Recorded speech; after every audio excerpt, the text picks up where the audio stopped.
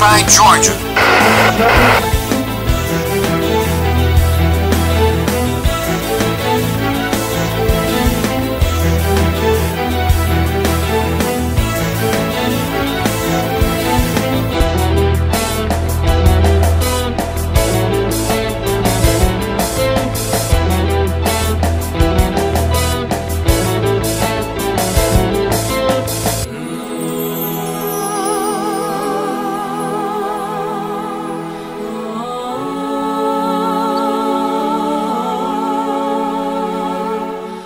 Georgia was bombed 75 times.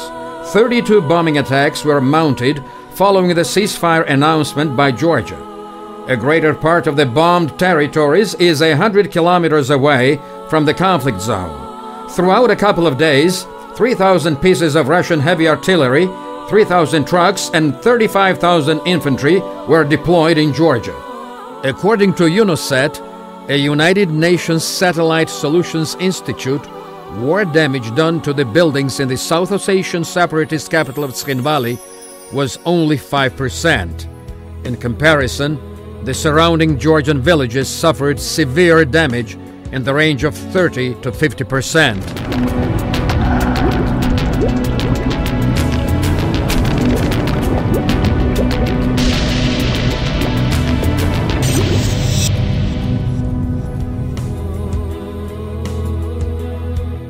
The reason for the commencement of military activities, Russia clarified, was 2,000 Ossetians being killed by Georgians in Tskhinvali on August 8, 2008, though their names and bodies could not be found anywhere.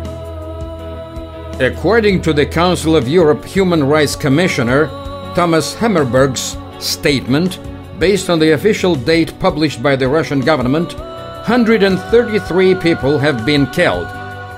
According to Tatiana Lokshina of the Human Rights Watch, the total number of the citizens killed is less than 100.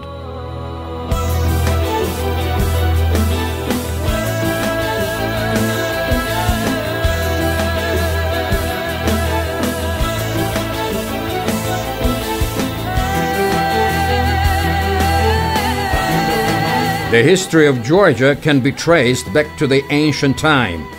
Georgia, being situated at the dividing line between Europe and Asia, was one of the first countries who adopted Christianity as an official religion early in the 4th century. As a result, Georgia became a part of European civilization. Georgians have their own alphabet and a rich history. Georgia was occupied by Soviet Russia in 1921. In order to subdue the Georgian state, Soviet Russia enforced its rule by artificially creating 3 autonomies within Georgia. One of them was given the name of South Ossetia.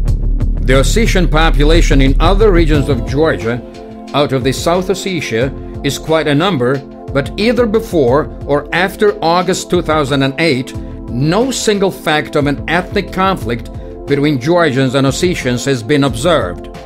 The conflict did not start in August 2008. It counts decades. South Ossetia, as well as Abkhazia conflict, has been regularly used by Russia to hamper the development of the country, and in this specific case, Georgia's NATO integration.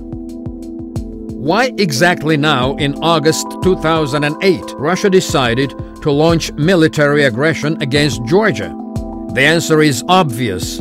Despite various difficulties, Georgia had made determined steps towards Europe and NATO. Georgia's considerable progress was recognized by various international organizations. Tomorrow, it would have been impossible to stop Georgia's integration into the European family. Появление на наших границах мощного военного блока, действия членов которого регулируется в том числе и статьей 5 Вашингтонского договора, будет воспринято в России как прямая угроза безопасности нашей страны.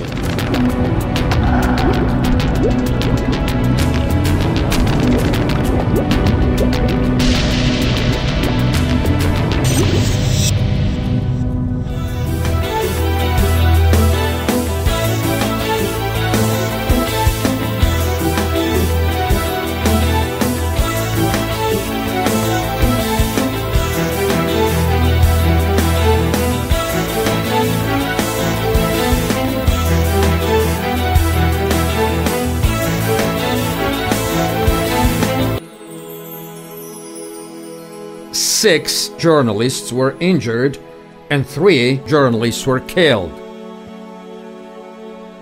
Gori Hospital was bombed. 413 Georgian citizens were killed. 2,234 people were injured. Cluster bombs prohibited under the International Convention were applied by Russia against civilians.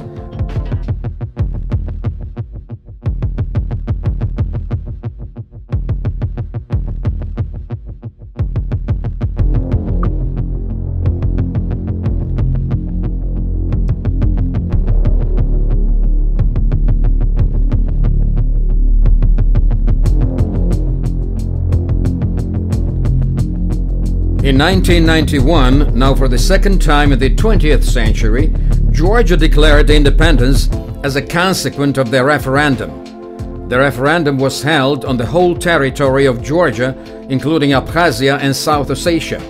99% of the electorate voted for the independence of Georgia. It was the first step ahead to escape Russia's 200-year rule.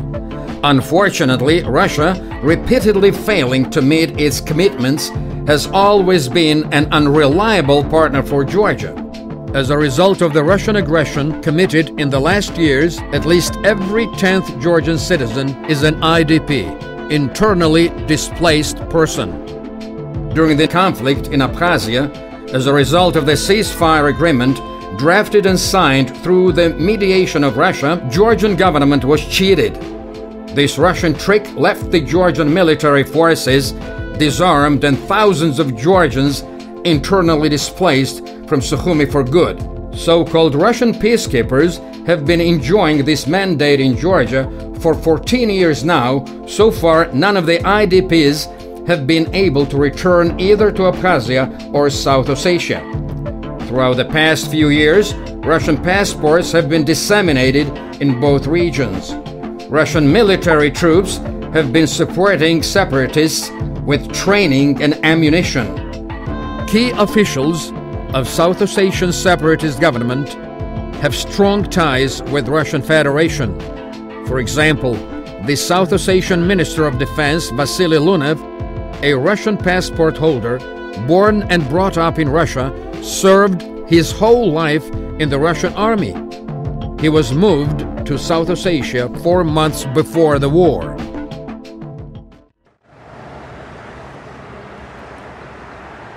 Мы организовали вывоз детей в Северную Осетию. Сейчас списки уточняются, и мы, наверное, будем вывозить детей и из Наурского района. Firefighting has been observed in so-called South Ossetia every summer throughout the past few years, and only early in August 2008, the separatist government conducted the evacuation from Tskhinvali. It's been reported that the Russian foreign minister has essentially said that Georgia's president must go. Is this the position right now of the Russian government? It is our recommendation, yes.